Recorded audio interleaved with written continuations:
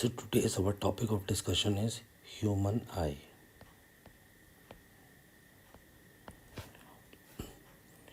As we already read about multiple instruments like camera, microscope,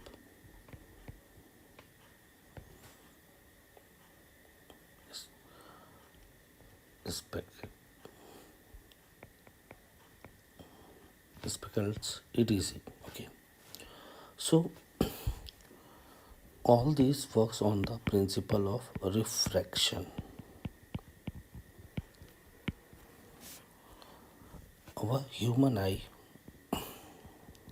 or human eye, is also works on the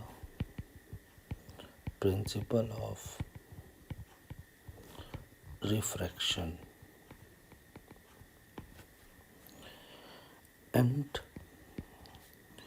every human gets, you can say that, and human gets a natural convex lens in eyes. Okay. So today what we learn about human eye, its parts, functioning, and how image reaches to brain. Okay. So in this chapter, refraction is very important, and in our earlier classes we discussed about refraction. So in human eye, as I told you, there is a natural convex lens which is made of a transparent material, and that is a protein. Okay. So this natural convex lens enables us to see the things which are around us. Okay. So first we write parts of eyes.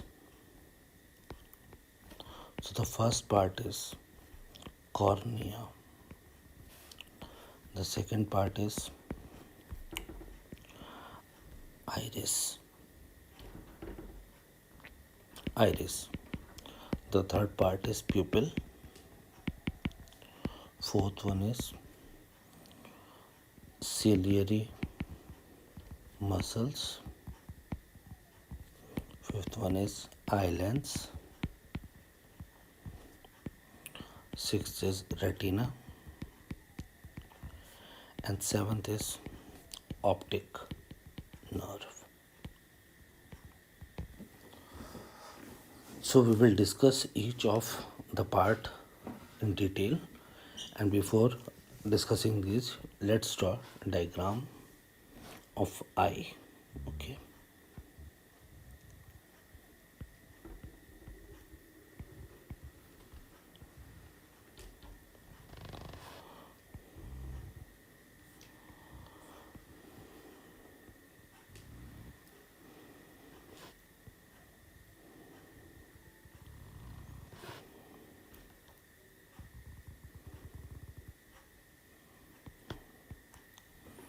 Okay.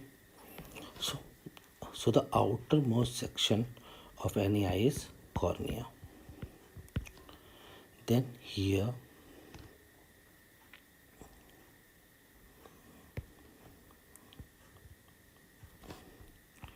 is iris. Okay. Here it is pupil.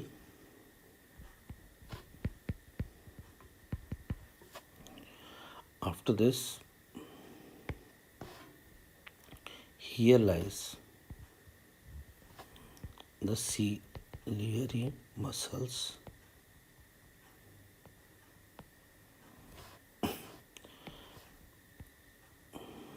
This is eye lens, it is retina, and this is optic nerve.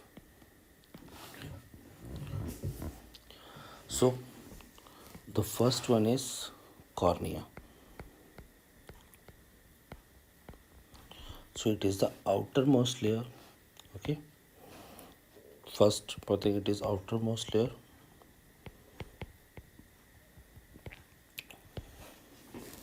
made up of transparent material,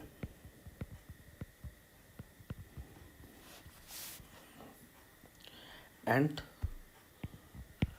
it is bulging, sorry, it is bulging outwards. As I shown you in the as I show you in the diagram, the cornea section is little bit bulge out of the whole eye. Okay, so this one is, that is the cornea section is made up of transparent material, and it is bulging outwards. Okay, the outer surface of cornea is convex in shape.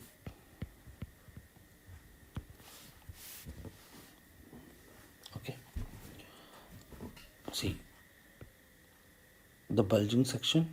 Okay, so the outer section is of what? Convex shape. So cornea also helps in converging the lights reaching to eye. Okay, first one is cornea. Okay, so what is the cornea? Cornea is the outermost layer. First of all, it is made of transparent material. It bulges outward, little bit outward from the whole of the eye, and its outer surface forms a shape of convex. It is in convex shape. Okay, and cornea helps in converging the lights reaching to the eye. Okay, so this is about cornea, and after cornea there is iris. So to understand iris, we draw a diagram of an eye.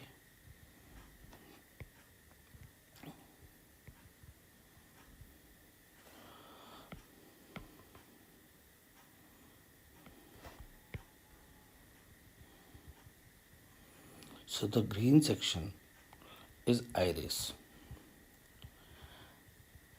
Okay.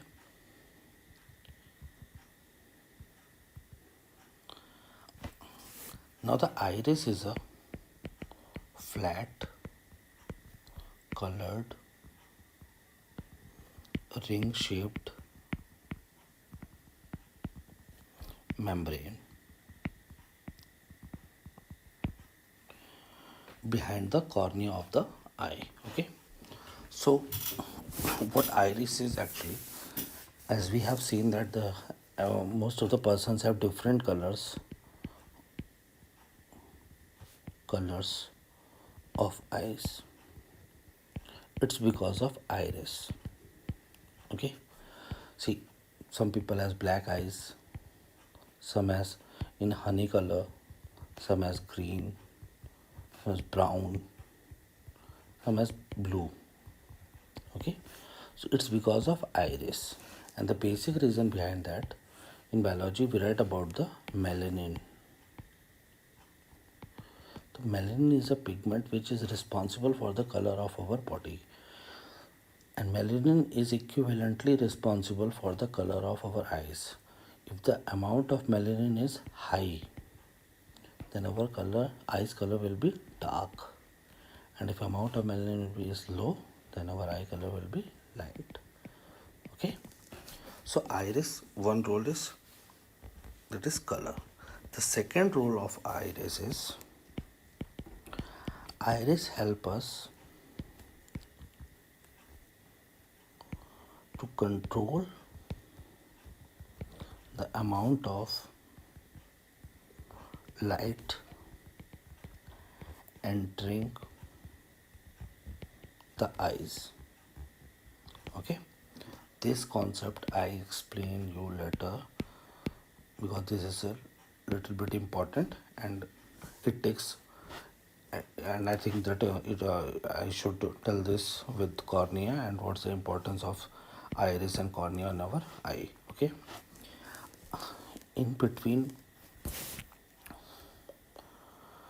there is the third one is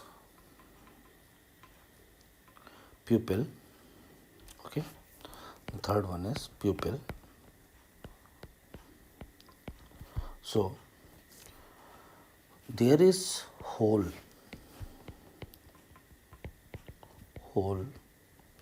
in iris and which is called pupil, and this hole lies at the center of the iris. Okay, so this section is pupil. So pupil is a hole in the middle of the iris, and pupil, the first important thing that is pupil allow to enter the light, or you can say that, sorry, no, you can't say that allows, actually through pupil light enters inside eye. Okay,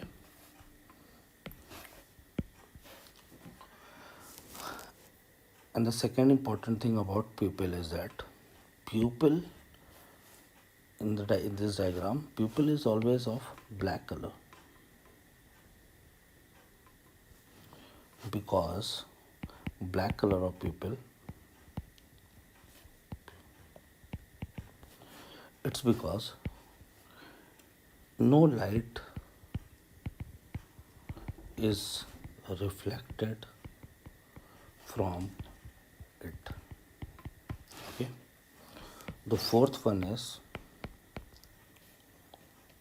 ciliary muscles. Okay, ciliary muscles are uh, attached to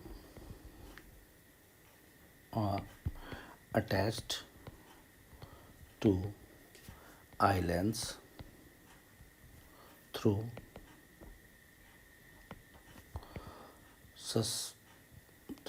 suspensory ligaments. It actually lies in this way that this is the ciliary muscles. Okay, it is attached to eye lens. This is eye lens. Okay, and this is suspensory ligament. Okay, so this is ciliary muscles. Ciliary muscles are actually helps in changing the thickness of eye lens while focusing.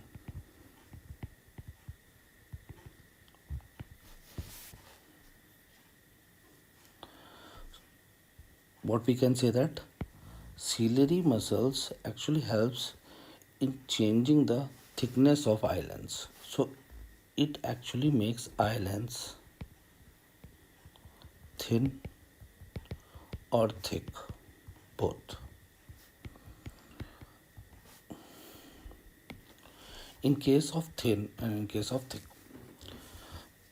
Okay, I will explain you the role of both, how it changes and why it changes to thin and why it changes to thick in further lectures. Okay.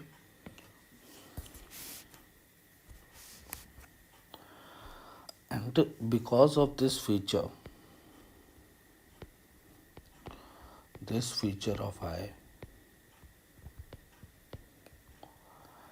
that it can make makes it make it its lens make its lens thick and thin through the help of ciliary muscles. It differentiates itself with camera. In case of camera, we don't get a feature so that lens get thin or thick. So it is a natural segment and natural in our natural human eye. Only this is possible only in our natural human eye. Okay. Now, what is convex lens? The next part is convex lens, that is eye lens. Eye lens, as I told you earlier, it is of convex lens. It is type of lens that is convex lens. Okay. It is made up of transparent, soft and flexible material.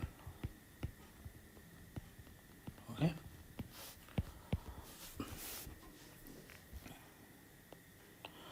Because of its flexibility, it is able to change the shape. Okay, as I told you, the ciliary muscles helps changing the thickness and the thickness of the eye lens. They can make them thick or thin. So the flexible material, the convex lens are made up of the flexible material, and because of the quality or the property that they are flexible, they are able to change their shape accordingly. Okay. Now the next is retina. So retina is a place at the end of the eye where light reaches and forms images.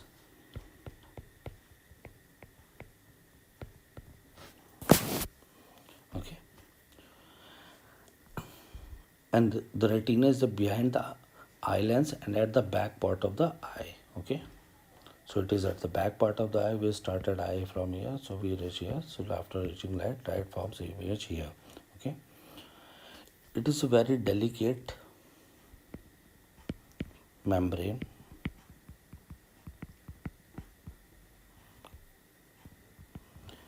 and a lot of cells are present in it. Basically, there are two type of cells present. One is rod cell, another one is cone cell. I will tell you the role of these cells. Okay. So as the image formed in the retina, and through these cells there are electrical impulse. Through electrical impulse, the image, the signal, basically a signal sends to the brain. Okay. And the brain read about that we watch, or we have seen something. So brain will analyze and report back to or brain, you can say that brain respond according to what we are watching. Okay. There's multiple times we watch those things which actually brain do not allows us to watch, like when there is extreme light. Okay, when someone is building or is doing some work in which there is a lot of light is coming from that place. So like in welding, during welding, a lot of light comes, and you may have seen that the welding the guy used to wear a black a strong black goggle, so that that a lot of the high amount of light is not able to enter his eyes, and and those lights actually affect the eyes. Okay. So the signal reaches to brain. The important thing is that image, what type of image is actually formed through a convex lens. What type of image is formed? Real and inverted. Okay, so these are the roles. Okay, the one thing which we add here is there is a spot that is we called blind spot, which is non-sensitive to eye, and it present near the optic initial point of the optic nerve. Okay, so when the image of an object falls on the blind spot, it cannot be seen by the eye. Okay, it should be noted that there is an eyelid in front of the eye. Okay, which is just like the shutter in a camera. When eyelid is open, light can enter the eye, but when eyelid is closed, no light enters the eye. Okay, and two thing which we should discuss here, that the area between cornea and up to the convex lens is filled with the wat- watery liquid. Okay, watery liquid, one thing, and the area between lens to the retina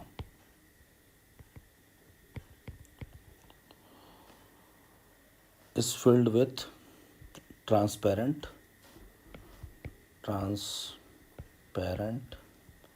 jelly. Okay, so the area in between lens to retina is known as vitreous humor. Okay, and the area between uh, cornea to the lens is known as aqueous humor. Okay, now we will read about the working of the eye, how eye actually works.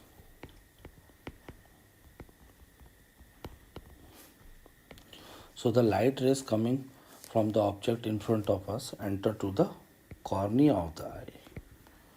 See, consider it that there is a source object. The light comes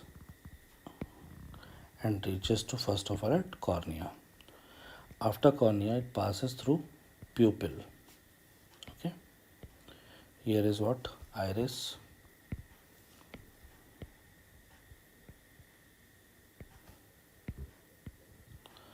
and through pupil it reaches to our lens. There it is, ciliary muscles.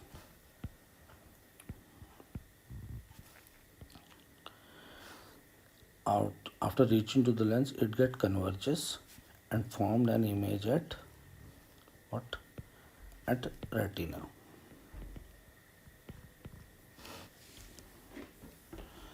And the image formed is real and inverted.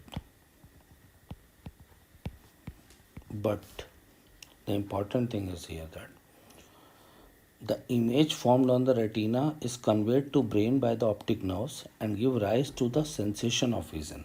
Okay, so when the image formed here, it is the optic nerves. The optic nerves provide sensation, send signals, and brain gets to know there is sensation of what? Some vision.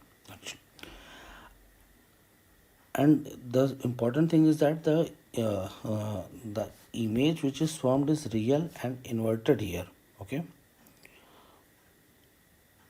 but our brain interpret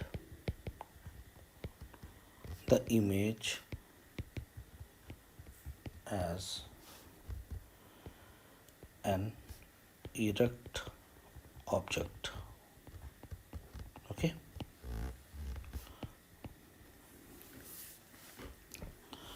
so what through this diagram what we can say that eye lens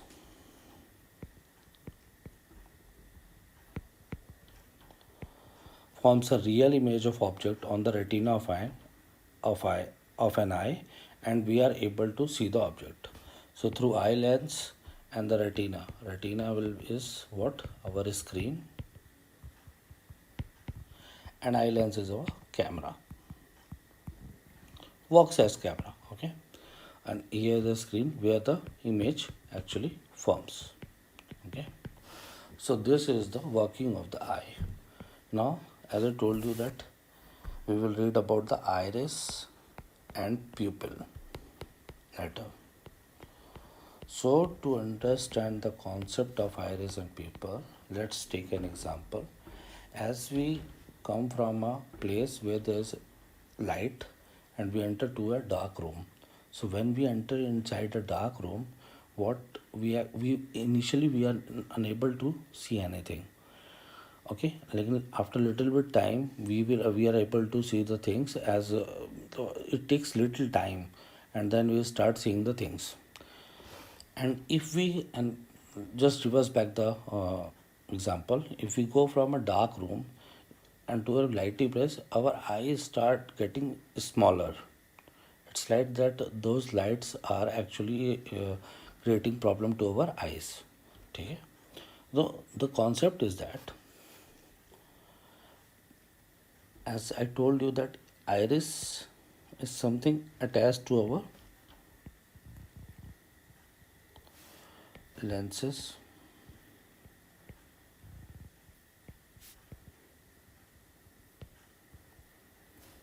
Okay. This is iris, this is lens. Okay, sorry, sorry, this is pupil. Okay, so light enters through the pupil. Okay, and then it reaches to convex lens. So what actually happens, iris is able to control the size of pupil gets smaller,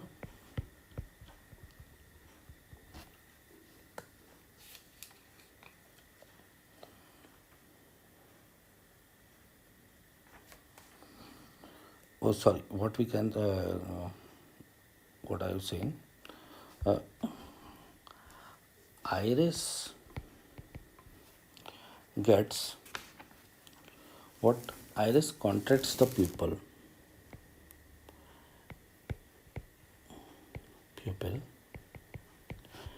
and reduces the amount of light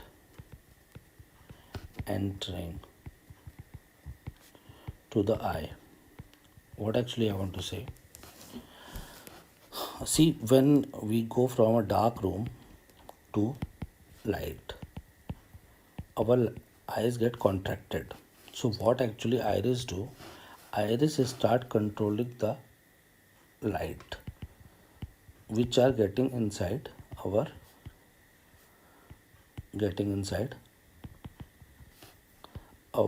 eyes. So iris contracts pupil, it reduces the size of the pupil. Okay, and as the size of the pupil reduces, the number of light which are passing to pupil reduces. Okay,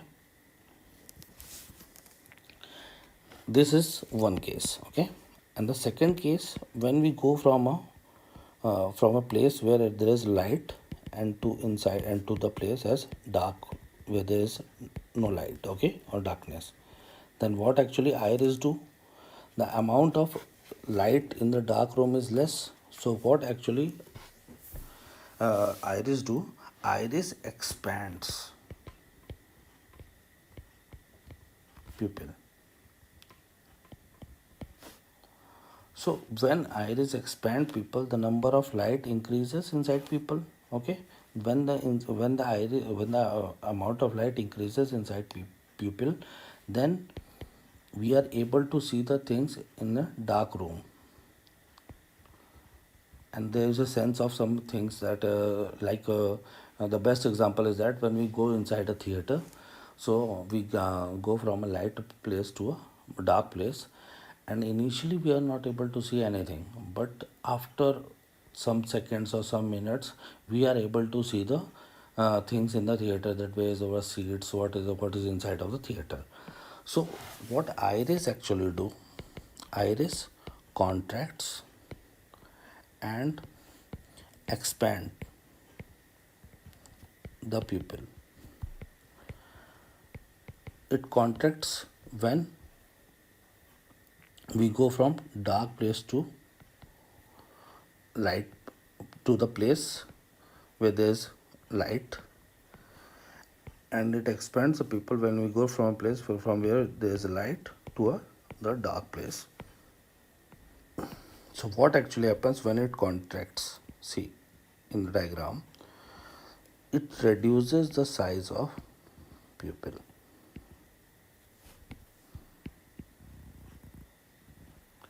So the number of rays coming to the pupil reduces, and in between, eyes get the time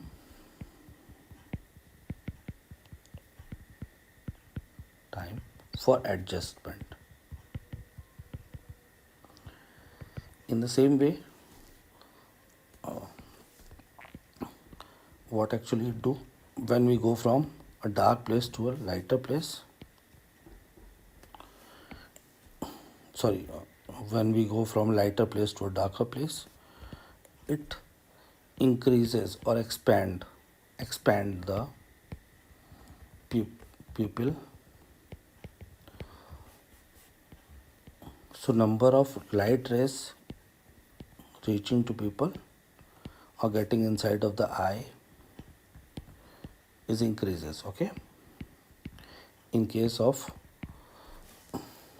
as we go from dark to the lighter place or place where there is light, then the light rays reduces as the size of pupil get reduced, and pupil actually iris contract the pupil.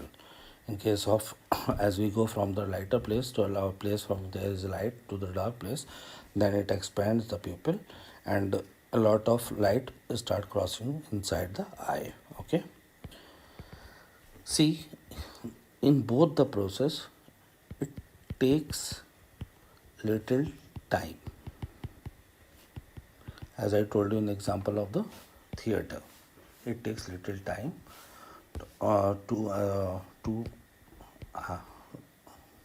eye to get adjusted according to the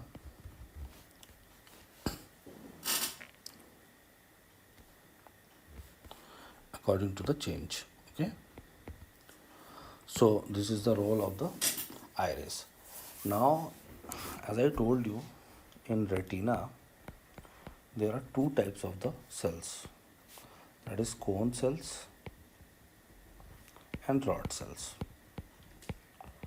So rod cells are those cells which are sensitive to dim light, and cone cells are those cells which are sensitive to bright light. Okay, so when we go inside a dark room, actually rod cells start working and we are able to see the things in the dark room.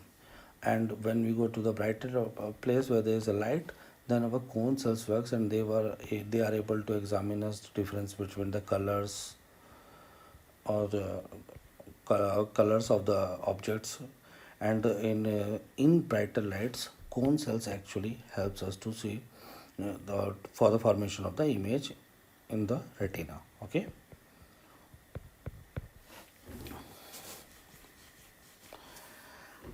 the cone cells do not function in dim light. Okay, in the similar way we can say that in rod cells. So let's take an example of animals or like owl.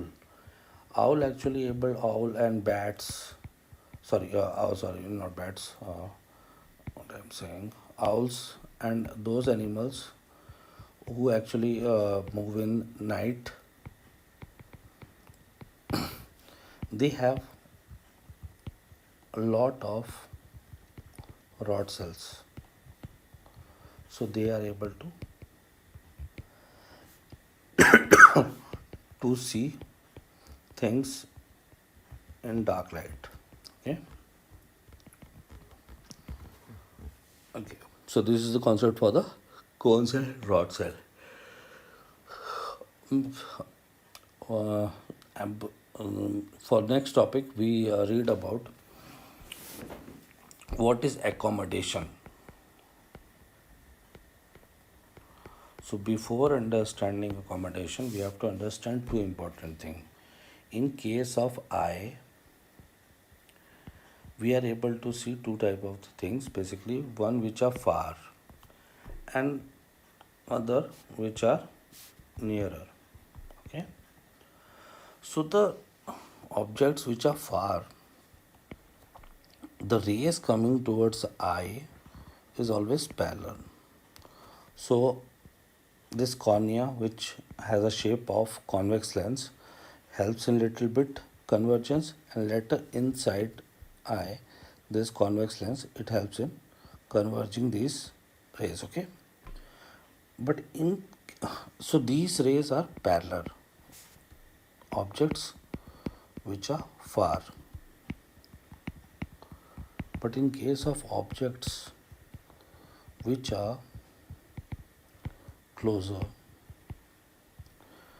the rays reaches to eyes divergent, already divergent. Okay.